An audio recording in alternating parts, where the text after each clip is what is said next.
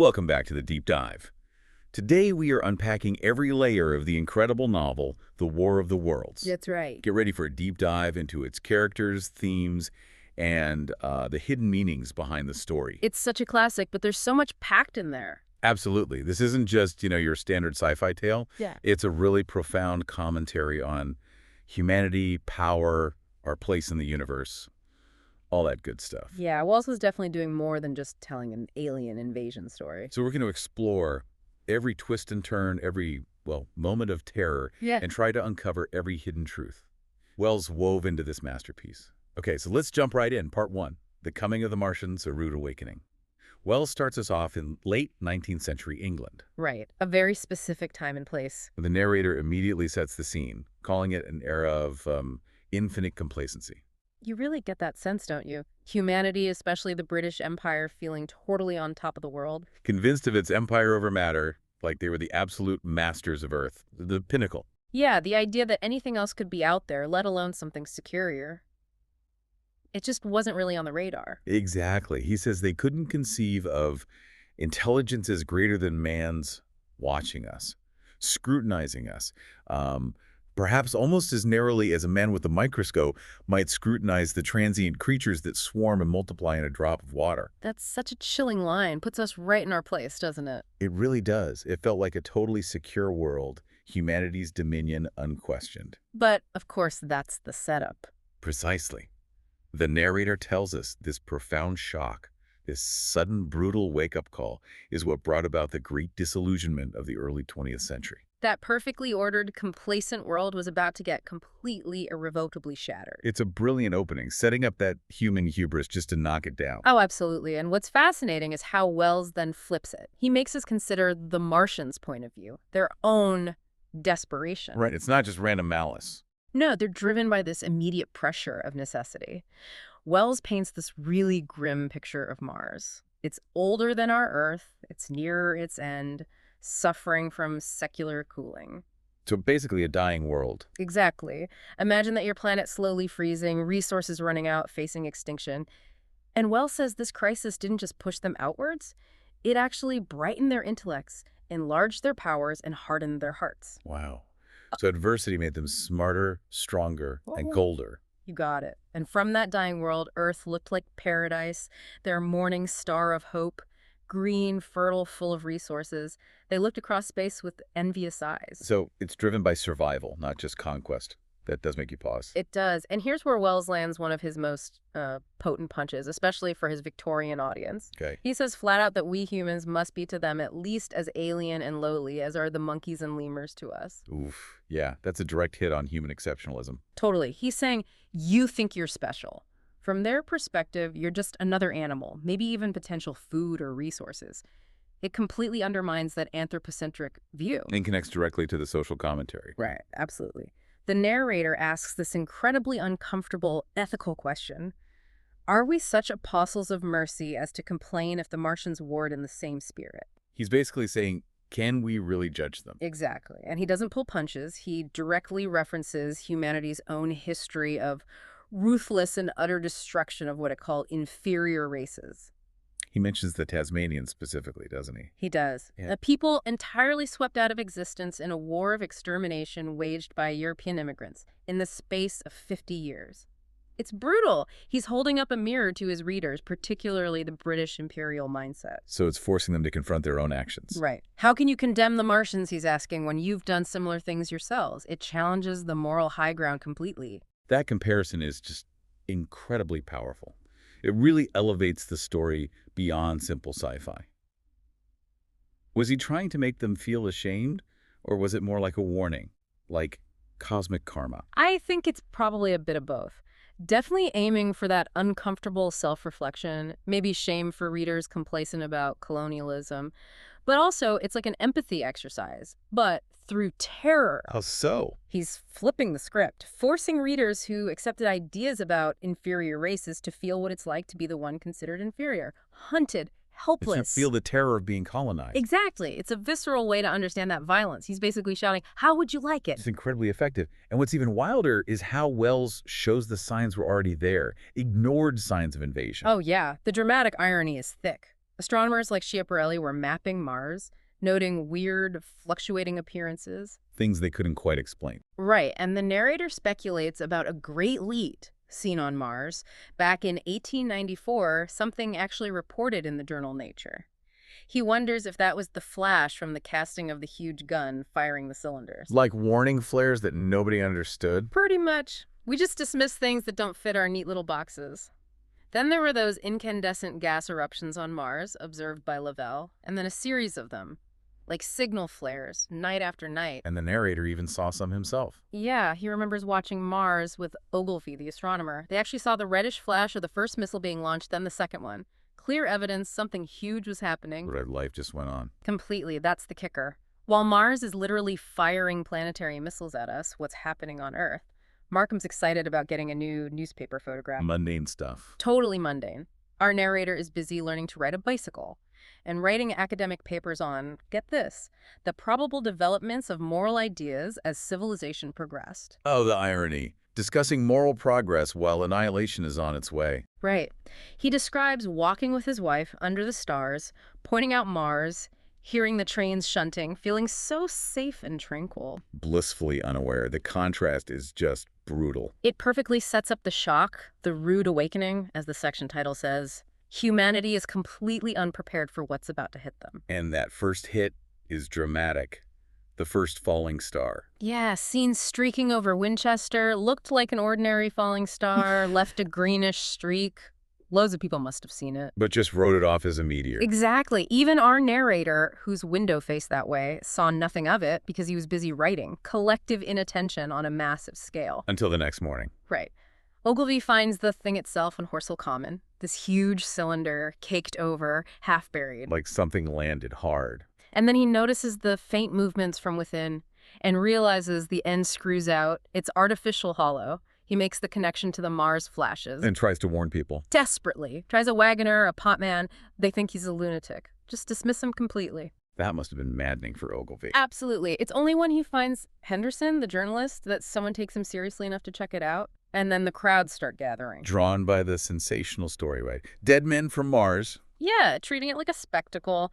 Casually throwing stones at the cylinder, this thing that's about to unleash hell.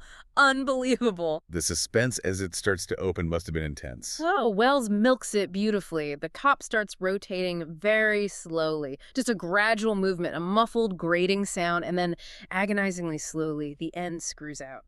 And everyone's expecting, what? A man? That's what the narrator says. The assumption was a man emerged, maybe looking a bit different, but still basically human.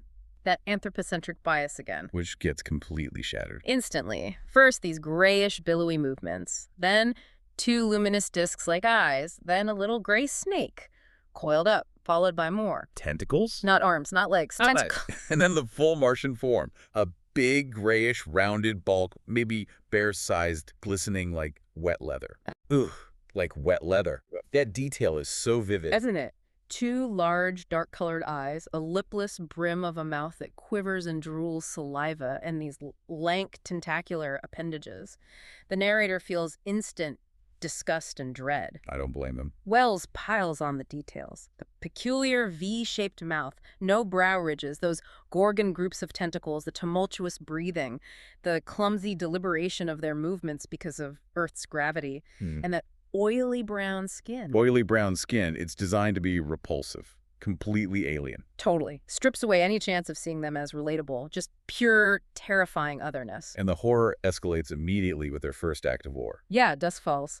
This deputation goes forward. Ogilvy, Stent the astronomer royal, Henderson the journalist, carrying a white flag. Trying to establish contact, diplomacy. Exactly. Assuming the Martians operate on the same principles. A fatal assumption. What happens? The Martians respond instantly.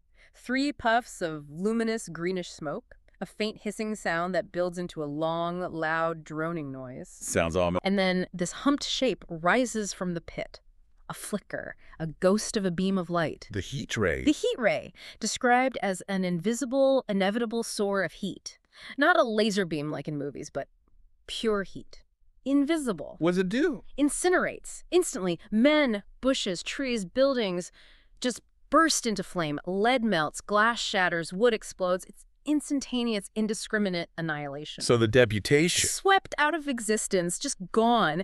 Nearly 40 people are on the pit, charred and distorted beyond recognition. Oh my God. And then the heat ray sweeps towards the Chobham Road, that whistling note it makes, smashing windows, splitting bricks, total panic. People just running blindly. Bolted as blindly as a flock of sheep, trampling each other. People crushed. 2 women, a little boy, killed in the stampede. It's just absolute terror. Complacency shattered in an instant.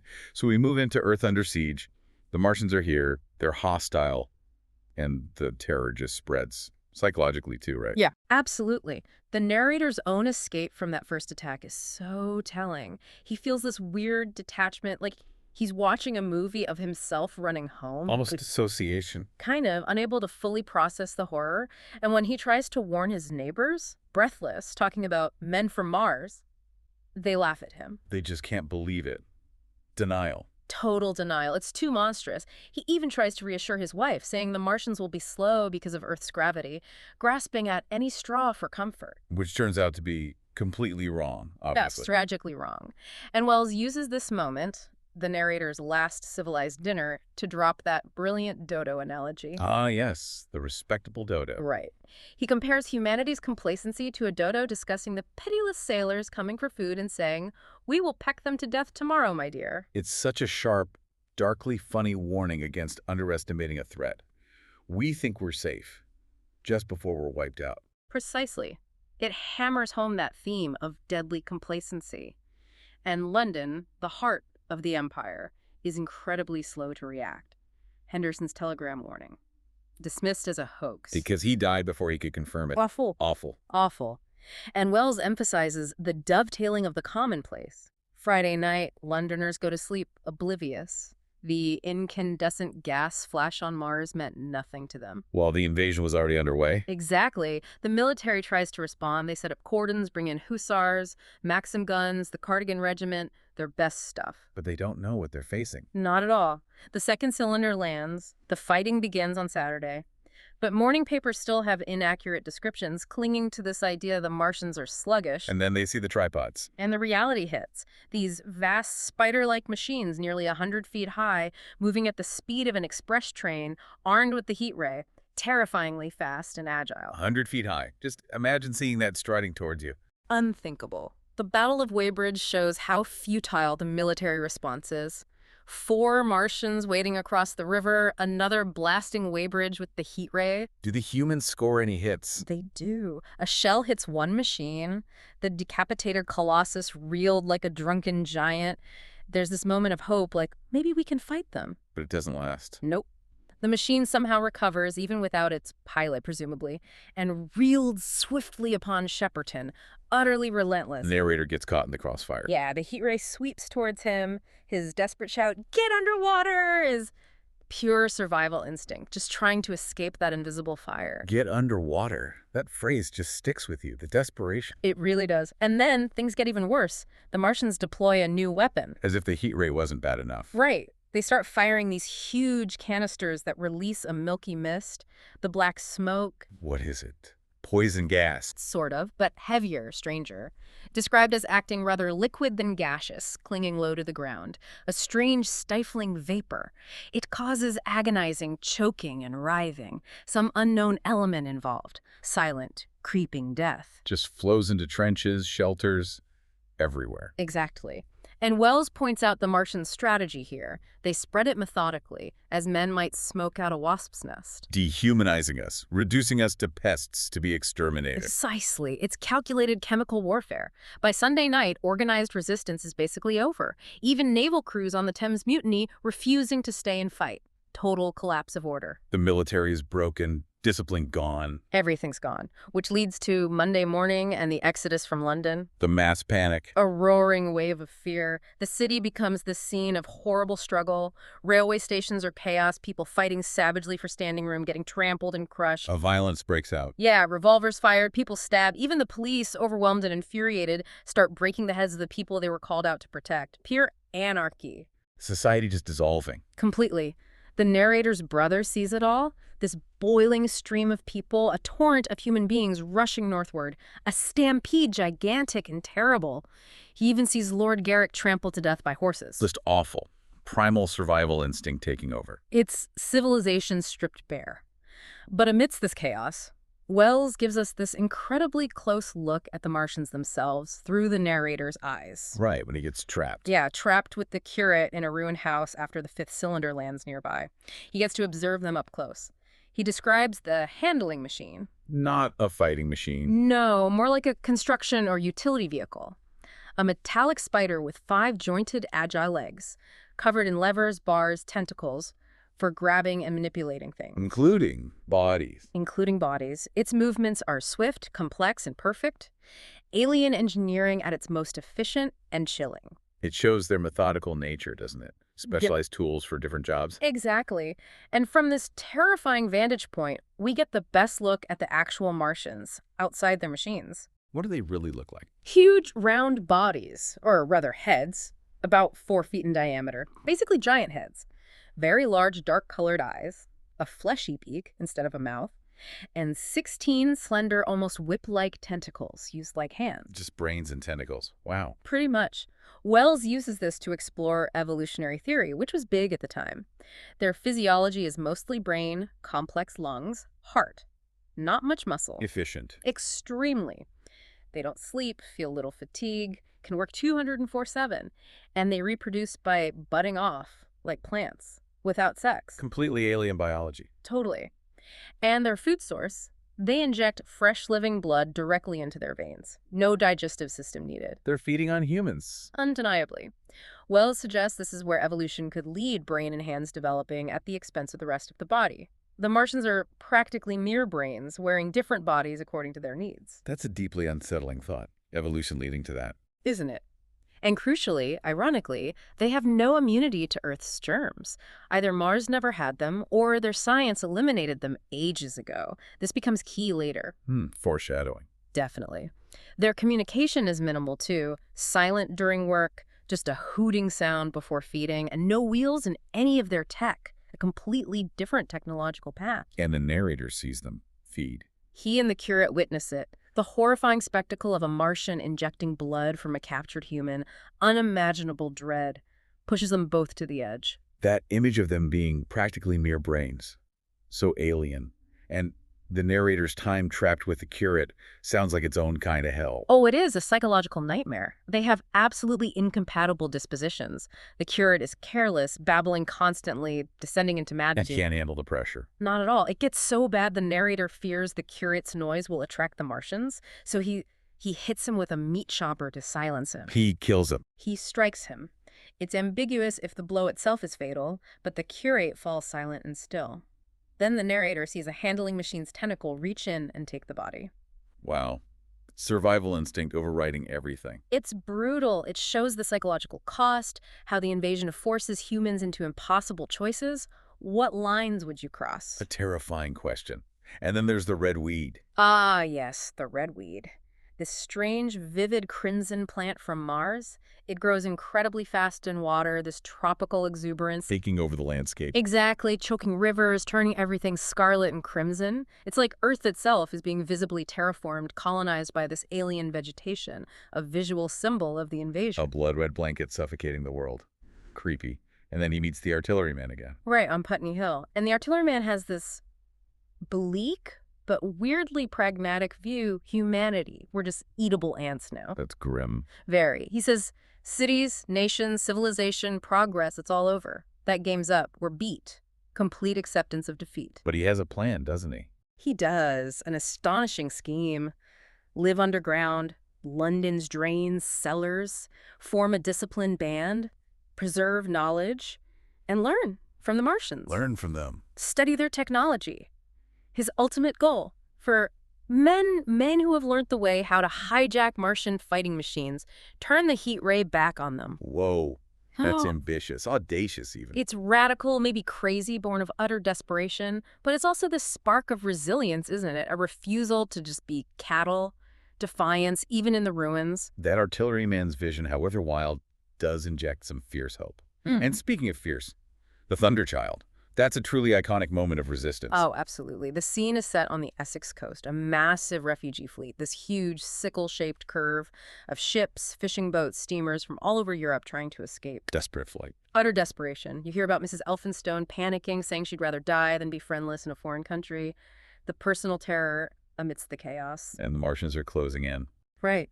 Advancing along the muddy coast, tripods wading into the sea towards the ships, it looks hopeless. But then Then the torpedo ram, Thunderchild, a British warship, steams headlong, coming to the rescue. A charging Leviathan, Wells calls her. one ship against the Martians. One ship.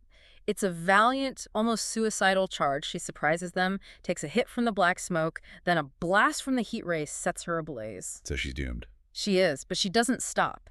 Even burning, her engine's working. She heads straight for a second Martian. Ramming speed. Exactly. Crashes right into it, crumpled him up like a thing of cardboard in this massive fiery explosion. She takes one with her. Takes one down, buying time for the fleet to escape. The people on the ships let out this frantic cheering. It's an incredible moment of sacrifice and defiance. A small victory, but hugely symbolic.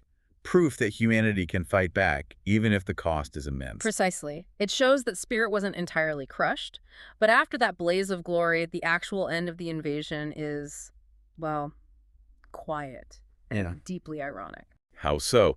The narrator makes it back to London. Yeah, he wanders through dead London.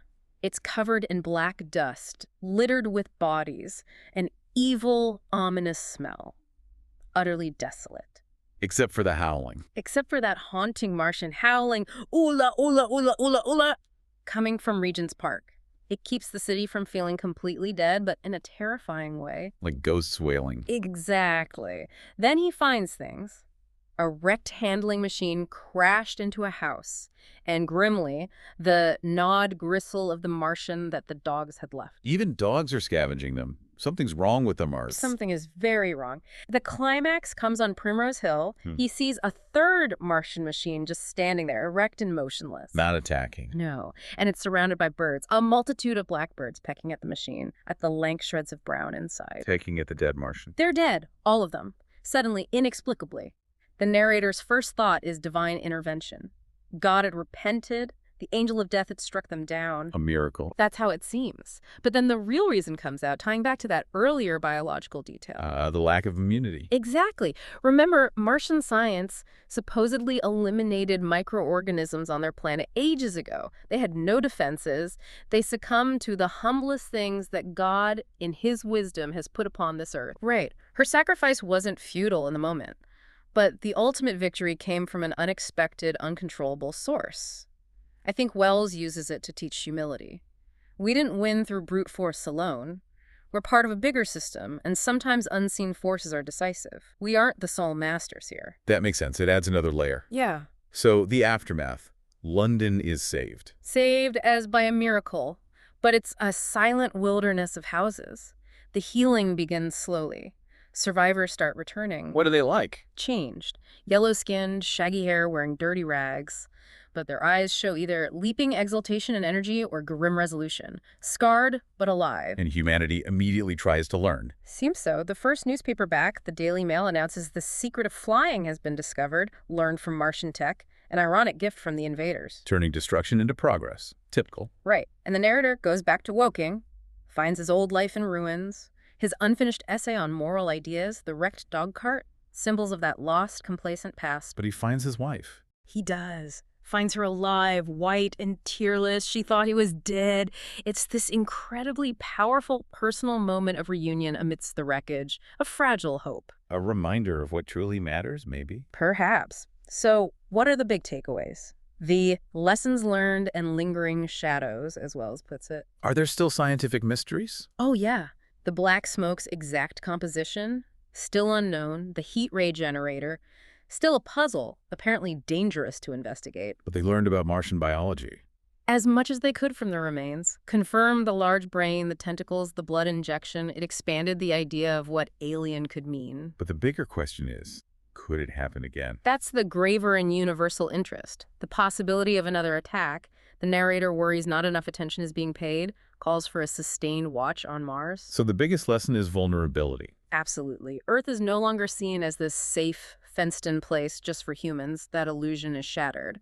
But Wells suggests there's an ultimate benefit. Benefit from near extinction. Paradoxically, yes. It robbed us of that serene confidence that leads to decadence, forced us out of complacency, gave huge gifts to human science, and maybe, just maybe, promoted the idea of the common weal of mankind. Facing a common enemy united us. That's the hope. Maybe the Yeah. Martians learned their lesson too, went to Venus instead, or maybe this was only a reprieve. That phrase, only a reprieve, chilling. It leaves you hanging, doesn't it? And the narrator carries the scars, he has nightmares, sees the black powder, the contorted bodies. PTSD, basically. Absolutely. Even seeing crowds in London, they seem like ghosts of the past, phantasms in a dead city. Life feels like a mockery.